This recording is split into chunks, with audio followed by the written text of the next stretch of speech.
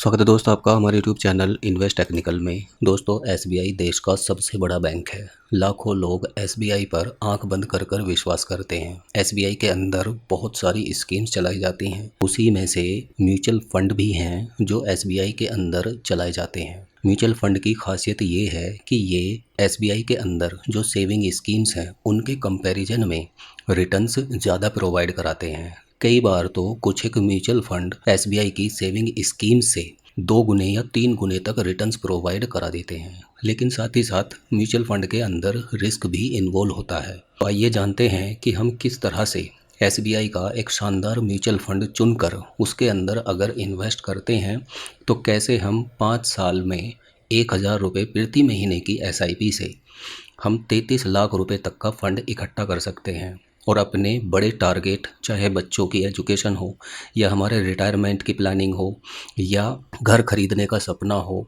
या बच्चों की शादी हो, उनको हम आसानी से पूरा कर सकते हैं। तो चलिए इस स्ट्रेटजी को समझते हैं और कौन सा है वो म्यूचुअल फंड जिसके बारे में हम बात कर रहे हैं।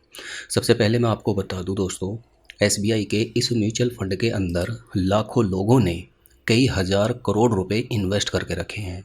अगर मैं राउंड फिगर में बताऊं तो 34,000 करोड़ रुपीस इस म्यूचुअल फंड के अंदर लाखों लोगों ने इन्वेस्ट करके रखे हैं। एसबीआई के इस शानदार म्यूचुअल फंड का नाम है SBI small cap fund. SBI small cap fund की खास बात यह है कि जब से ये शुरू हुआ है तब से लेकर आज तक इस फंड ने 26.29% के रिटर्न्स प्रोवाइड कराए हैं। पिछले 5 साल में भी इसने 29.56% के रिटर्न्स दिए हैं। पिछले 3 साल में इसने 21.52% के रिटर्न्स दिए हैं। पिछले 1 साल में इसने 30.97% के रिटर्न्स दिए हैं। पिछले 6 महीने में भी इस फंड ने 6.63% के रिटर्न्स प्रोवाइड कराए हैं। इस फंड की सबसे बड़ी खास बात यह है कि ये जो स्मॉल कैप कैटेगरी की कंपनीज होती हैं उनके अंदर अपने पैसे को डाइवर्सिफाई करता है। इस फंड के fund managers small cap categories के अंदर वो शानदार कंपनीज चुनकर लाते हैं जो एक्स्ट्रा ऑर्डिनरी परफॉर्म करती हैं और ये शानदार रिटर्न्स प्रोवाइड कराती हैं। जब भी हम किसी म्यूचुअल फंड के अंदर पैसा इन्वेस्ट करते हैं तो उस म्यूचुअल फंड पर हमें कुछ खर्चा भी देना होता है जिसको एक्सपेंस रेशो कहते हैं।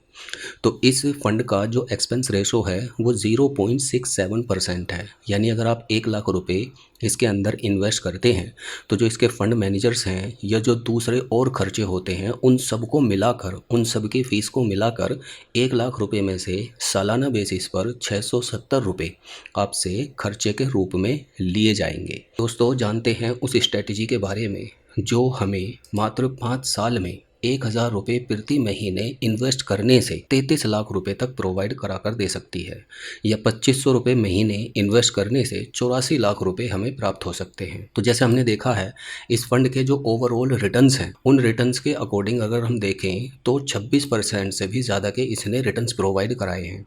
तो 26% के रिटर्न्स एक्स्ट्रा ऑर्डिनरी रिटर्न्स हैं। अगर आगे आने वाले टाइम में हम ये एक्सपेक्ट करके चलें कि ये हमें 20% के रिटर्न्स प्रोवाइड करा कर देता रहेगा, तो उस केस में अगर हम 1000 रुपये हर महीने इन्वेस्ट करते हैं इस म्यूचुअल फंड के अंदर एसआईपी के रूप में, तो 20% रिटर्न के हिसाब से हम 6% रिटर्न कम मानकर चल रहे हैं। आगे आने वाले फ्यूचर में अगर ये 26% के रिटर्न ही प्रोवाइड कराता है तो हमें 33 लाख रुपए की जगह और भी ज़्यादा पैसा प्राप्त होगा, लेकिन हम 20% रिटर्न मानकर चल रहे हैं। तो 20% रिटर्न के अकॉर्डिंग 1000 रुपये प्रति मंथ इन्वेस्ट करने से 5 साल के बाद में जो हमें पैसा प्राप्त होगा वो 1,03,454 रुपये होगा, क्योंकि 60,000 रुपये का हमारा टोटल इन्वेस्टमेंट होगा अगले 5 साल में 1000 रुपये प्रति मंथ इन्वेस्ट करने से, और 43,454 रुपये के हमारे जो रिटर्न्स हैं एक्सपेक्टेड रिटर्न्स वो हमें मिल जाएंगे 20% के अकॉर्डिंग। इन दोनों को जब हम ऐड करेंगे तो 1,03,454 रुपये फाइनल अमाउंट हमारे पास होगा।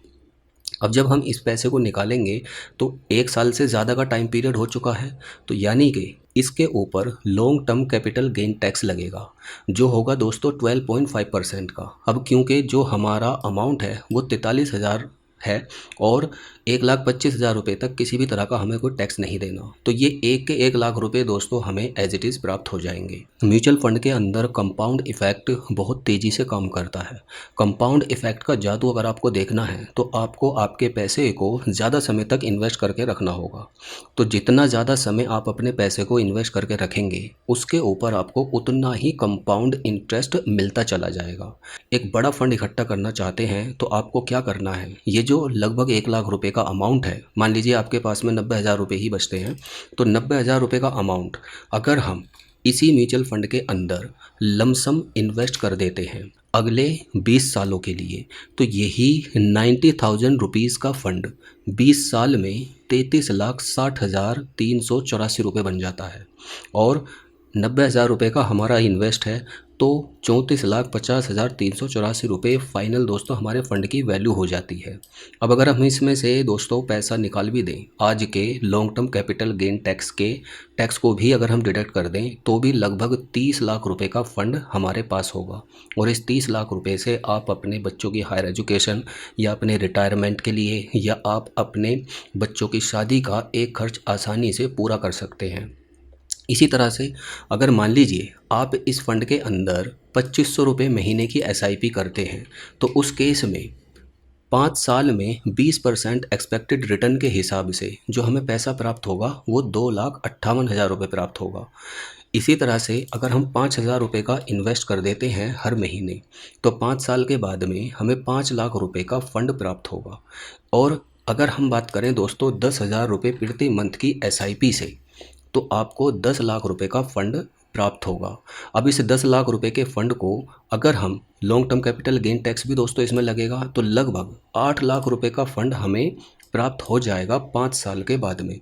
अब इस 8 लाख रुपए के फ़ंड को अगर हम लमसम इन्वेस्ट कर देते हैं इसी म्यूचुअल फ़ंड के अंदर या किसी और म्यूचुअल फ़ंड के अंदर और वो हमें 20% का रिटर्न प्रोवाइड करा देता है तो 20 साल के बाद में हमारे पास जो पैसा होगा वो 3 करोड़ रुपए का फ़ंड होगा, क्योंकि 2,98,000 रुपये के आसपास के हमें रिटर्न्स मिल चुके होंगे। तो 3,06,00,000 रुपये का फ़ंड फाइनली हमारे पास में होगा।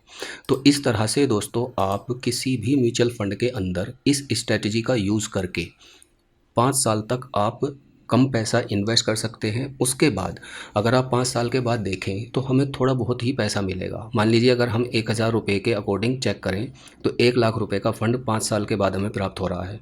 तो उस 1 लाख रुपये से आप ज़्यादा कुछ नहीं कर पाएंगे। लेकिन अगर आप उस 1 लाख रुपये को लंबे समय तक इन्वेस्ट करके छोड़ देते हैं तो वही 1 लाख रुपये दोस्तों 30 लाख रुपये का फ़ंड हमें प्रोवाइड करा सकता है। तो म्यूचुअल फ़ंड का यही दोस्तों जादू है। यहाँ पर कंपाउंड इफ़ेक्ट आपको देखने को मिलता है जिसकी वजह से आप छोटे से अमाउंट से भी एक बड़ा फ़ंड इकट्ठा कर सकते हैं। आई होप आपको ये वीडियो अच्छी लगी होगी। अगर वीडियो पसंद आए तो हमारे चैनल को प्लीज़ सब्सक्राइब करें। और ये वीडियो दोस्तों सिर्फ एजुकेशनल पर्पस से है। आप जब भी इन्वेस्ट करें या तो आप किसी फाइनेंशियल एडवाइज़र की एडवाइस ज़रूर लें किसी भी म्यूचुअल फंड में इन्वेस्ट करने से पहले, या आप अपनी खुद की अच्छे से रिसर्च करने के बाद में ही इन्वेस्ट करें। इससे संबंधित अगर आपका कोई भी क्वेश्चन या क्वेरी है तो नीचे कमेंट करके आप पूछ सकते हैं, मैं उसका आपको जवाब ज़रूर दूँगा। धन्यवाद।